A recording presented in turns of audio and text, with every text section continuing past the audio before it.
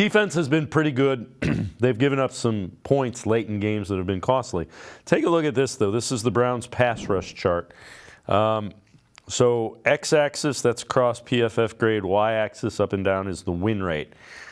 Browns are an elite company. They're better than the 49ers, just under the Cowboys in terms of how good their pass rush has been. And again, that's been a key. The pass rush has been really good.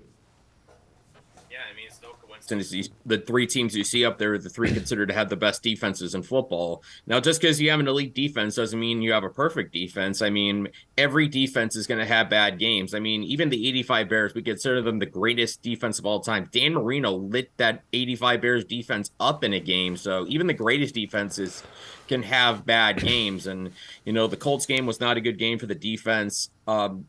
Seattle, they didn't start well. They didn't finish well. The middle, was obviously very good. But that chart shows that they're creating a lot of pressure with that pass rush. And maybe Seattle's got a blueprint for how to beat it because Geno Smith was getting the ball out very quickly. Really didn't give the Browns much time to get after him. I mean, they didn't really get a whole lot of pressure because that ball was getting out too fast. And if you're getting the ball out too fast, the pass rush really has no ability to impact a quarterback. So that's why it's important for the Browns defense, going forward to make sure that, they keep the opposing offense off schedule because you keep that opposing offense off schedule, give them the second and longs and third and longs. That's when the pass rush can really have a bigger impact. All right, let's take a look. Similar graph. This is about the run chart. So run defense.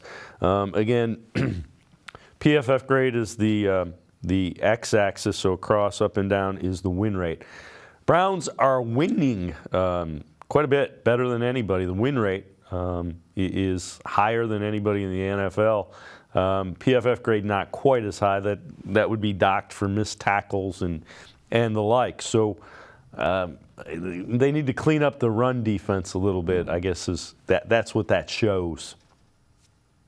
Yeah, I mean, going back to the last 2 weeks, I mean, those missed tackles that showed up, in bunches. In Indianapolis, it was Jonathan Taylor looking like his usual self, and in Seattle, it was Kenneth Walker at the beginning of the game, and then Zach Charbonnet towards the end of the half. He had a bigger impact on the running game.